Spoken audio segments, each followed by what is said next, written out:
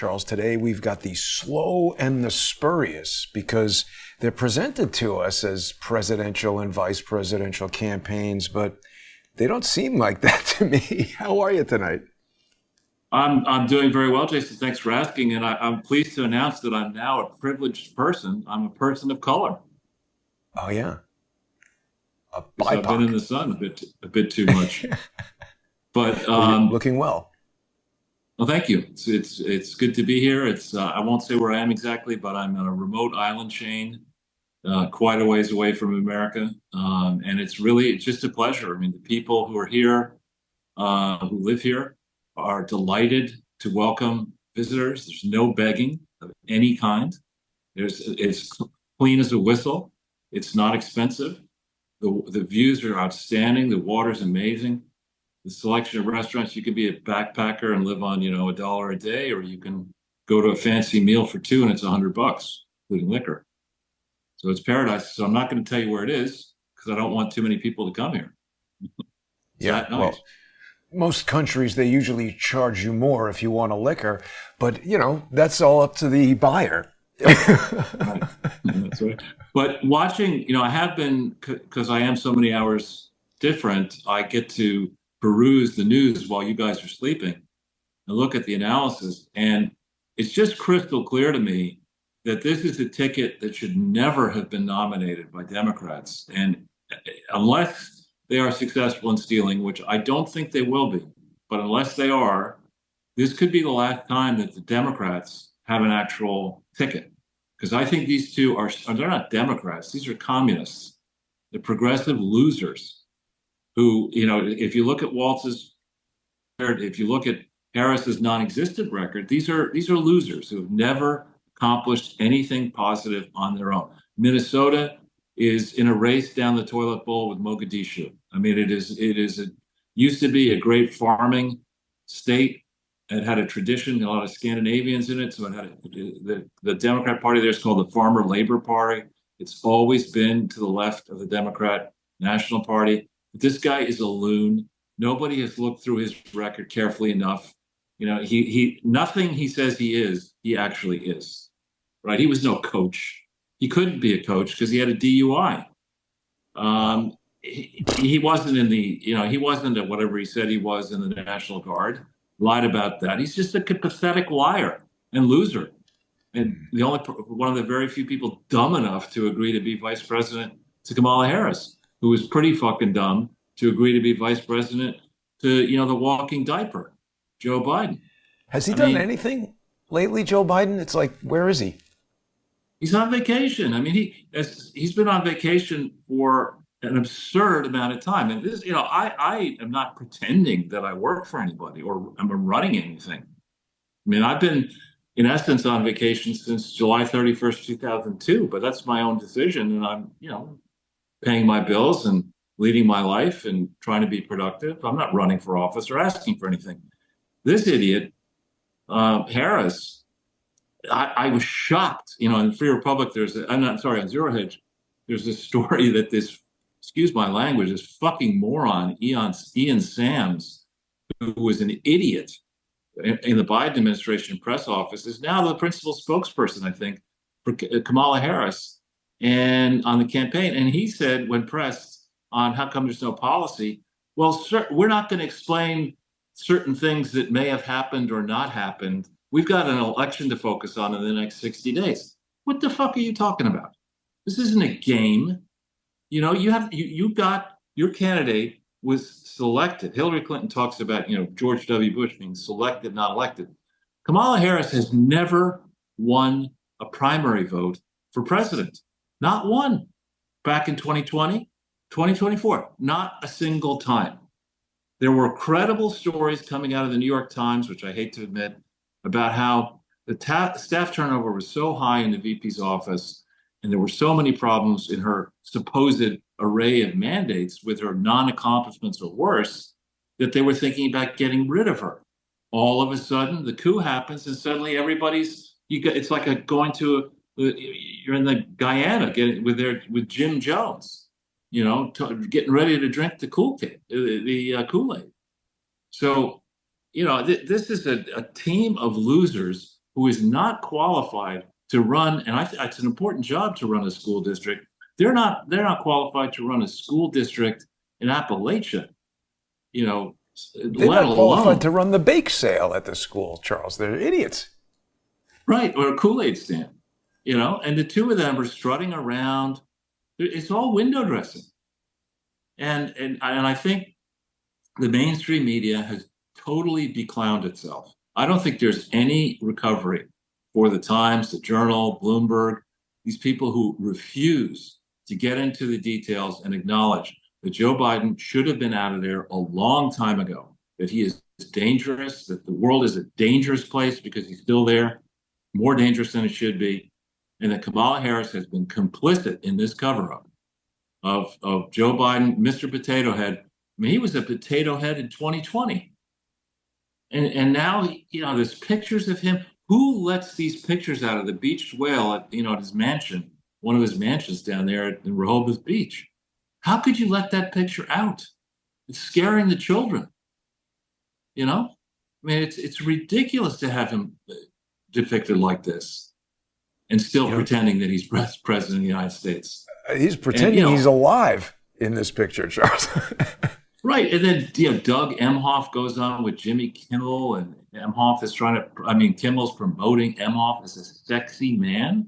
What are you talking about? Right? I mean, this is an unserious campaign in quotes.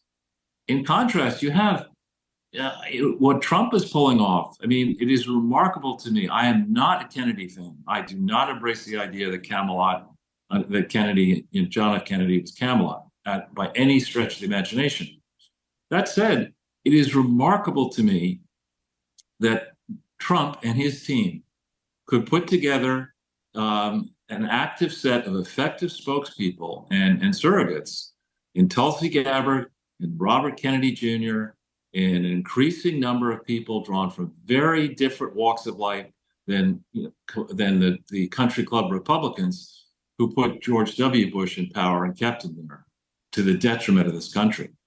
And then this idea, I mean, you look at this and Kamala's team is delighted that Dick Cheney and Liz Cheney have endorsed, Waltz and Kamala. I mean, is Satan next? I mean, Dick Cheney is a disgrace. He's a disgrace to humanity. And Liz Cheney is worse. I mean, she pretended to be a Republican. She assented to the illegal, unconstitutional process by which the January 6th committee was constituted and then run. She was part and parcel of that, trashing true conservatives, putting grandmothers in prison on trumped up charges. And Kamala Harris is now embracing the Cheney family. I mean, it's preposterous. And the idiot George W. is not going to endorse anybody. I mean, why do people care? Charles, I thought everybody hates these guys. Why do we care who they endorse? No, it's great. What I'm saying is it's really a stupid move on Kamala's part. This isn't helping her win. This is enraging the patriots are going to vote her and her, stumble-bum president out of office. This is the last thing you should encourage. They should have told Liz and Dick, just shut the fuck up and go shoot somebody in Wyoming. It's just it's not helping. No one should do that. It's not advice. Go get in the car with Laura Bush and let her kill somebody else while she's drunk, which she did actually. I mean, these are not people. These are not people I want anywhere near the next administration. Let George Bush do some more watercolor paintings and glory in the $15 million that he illegally collected selling to Texas Rangers when he had borrowed against collateral that had already been pledged. These are pretty not shifty. These are people who belong in prison. They shouldn't. And the fact that Bush is out there with Michelle Obama and Barack Obama doing joint presidential foundation events, I mean, it's repulsive. And on that note, the Clinton Grifter Initiative is scheduled for the 23rd and 24th of September in New York. And these people, again, they're really freaking stupid. They put together a list of people who are charity grifters. They're honoring this Tedros guy, who's the head of the Oh World my Health God. Organization. He's a featured speaker. Prince Harry is a featured Oh, speaker.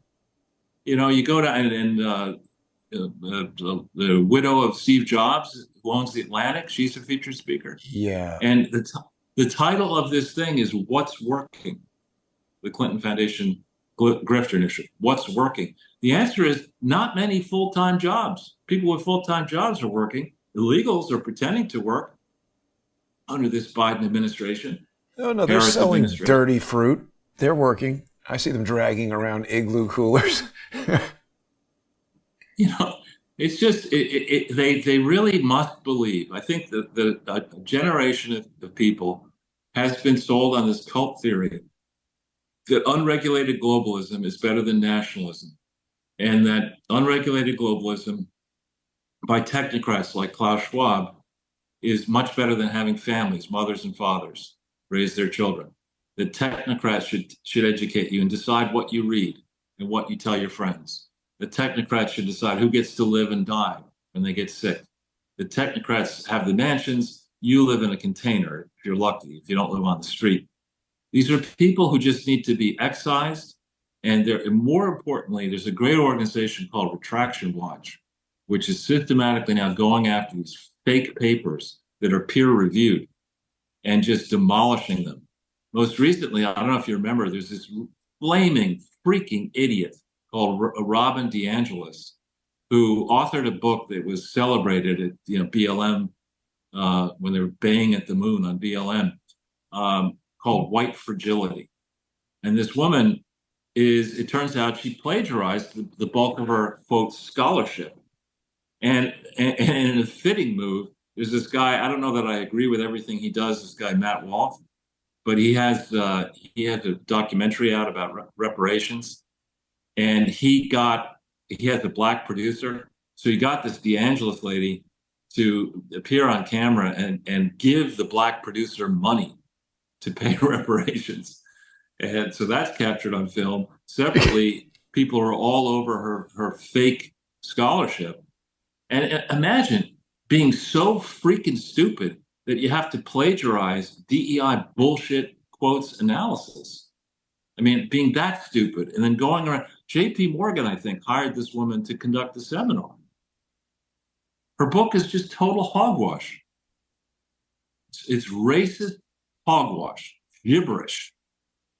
And many of these 88 CEOs who are now signing on to endorse Harris are probably all in for this idiot. And on that point, people say 88 CEOs endorsed Kamala. Last I checked, there were about 14,000 publicly traded companies, and there are hundreds of thousands, not millions, of companies across America. So that all she can get is 88 wingnuts to support her. Wingnuts like this DeAngelis. I wouldn't be very confident right now if I were an insider on the Kamala Harris campaign. And as for this, another wingnut, Nancy Pelosi, who probably spent too much time in Japan and is maybe she's running out of alcohol to drink, and I'm making this up, she's probably drinking her own urine at this point, is saying that Donald Trump is afraid to show up for the debate on Tuesday. She's so out of her mind. She's so out of her mind. How Nancy Pelosi? She's a woman. No, she's just an idiot. A dangerous idiot. We still don't really know what happened with this guy who hammered her husband. Yeah, it probably isn't the first time he got hammered. I know. Hammer time. That would be a funny video to do. The hammer time. Yeah. Somebody must have done that. Yeah. But also, Charles, we're hearing that there's 20,000 Haitian migrants causing so many car accidents in Ohio that the car insurance is going up. They're eating ducks or something out of the pond. It's crazy what's going on. And separately, this has the founder and CEO of Waffle House died at 58, probably from eating too much Really? lard. But anyway, did that happen? He did just die, yeah. I don't know if he's the founder, but he was the CEO. Wow, at 58, that's not good. So what is this guy doing? He's just taking Canadian geese and rotisserieing them? Well, here's the thing. In I know that you know tremendous amount about the medical profession, and I am very squeamish. But the one thing I do know about the medical profession is I think the overarching rule is first do no harm. Right. And these political assholes in both parties actually who think that the role of the system now, because the governments in the U.S. is by far the biggest organization, the government, whole of government, as they like to say, federal, state, city, regional, all that stuff. You add all that spending up, it's by far the biggest organization inside in the world, let alone inside the U.S. And enough. What can they get right? What can these idiots do correctly? They trot out Mr. Diaper to some speech where he said he was going to put Trump in the middle of Arizona and tried to brag about all the good works he's been doing with his Green New Deal, which he finally admits the Inflation Reduction Act was not really the Inflation Reduction Act, but in fact was the Green New Deal disguised. And he brags about these various projects that are basically arguably not all that material to the progress inside the country, and doesn't talk about the wind farms that are destroying the coast in the Northeast, and Killing that whales, we're had right? to be canceled in New York. I mean, the last people I want anywhere near a business idea is some lunatic from government. These are not people who understand actually serving, providing services that help people or producing goods that have attributes that are positive. They don't understand any of that. These are people who understand flying around in private jets, going to resorts they could never afford to pay for themselves, having staffs they could never finance themselves, being paid honoraria and book deals, and getting prizes that they don't deserve. This is a one big dangerous party brought to you, I would argue, by the Communist Chinese Party and other foreign interests that are not wishing the United States well. These people need to be excised from the public sector. And then if they have committed crimes, as Trump is threatening now, as he should threaten, there needs to be a serious and deep dive into what actually happened in 2020, what happened under the Biden administration. It needs to go 2016. all or further back, even back to 88 or maybe back to 1948. The more I think about it, I sent around to our close circle of friends. I'm beginning to question the origins of the Iron Curtain. Did we, we set up the CIA in 47, 48. The Iron Curtain came down around that time. Was that in reaction to the CIA, not, the reverse? And what actually happened after World War II when the United States and Western governments facilitated the transfer of people like Stepan Bandera and others out of the theater of war? What do we actually do with these Nazis and neo-Nazis and brigands? How deeply did they get stuck into the West, and why? And who was doing all that? This is something that needs to be studied. There needs to be a root and branch restructuring of the educational system in this country. The idea that a Yale can charge $94,000 a year tuition, but still somehow need a government subsidy in the form of grants and tax deductions. There needs to be. We're churning out woke morons, dangerous woke morons, like Buttigieg and other people, giving them high honors, Jake Sullivan, you name it. These are people who should have nothing to do with government. If they want to spout bullshit from a park bench in Washington Square, go do it. But don't pretend that you're the national security advisor when you're agreeing to let all these dangerous aliens come in and inundate small communities that used to be the heartbeat of this country. What's happening in Springfield, Ohio is disgusting. And But the Charles, people who doesn't did it that, seem like it's happening all over at once? We've got the yeah, migrants in Ohio. We've got this thing happening in the hotel right here. James O'Keefe had that story that the army is saying that Tren de Aragua. It seems like they're getting ready to really activate something. Like if all of these cities have these insurgent kind of gang armies do something all at once, what the hell are they going to do? And by the way, the cops in the army are helping these people. They're trying to punk me. right. That was a very great thing that you did, and this, that just, Trump, I think, has spliced together. The campaign has spliced together Kamala cackling and saying that illegal immigrants are the least likely to commit crime in America. I mean, this woman is Bozo the Clown at least was funny. Mm-hmm. I mean, this woman is seriously unfunny.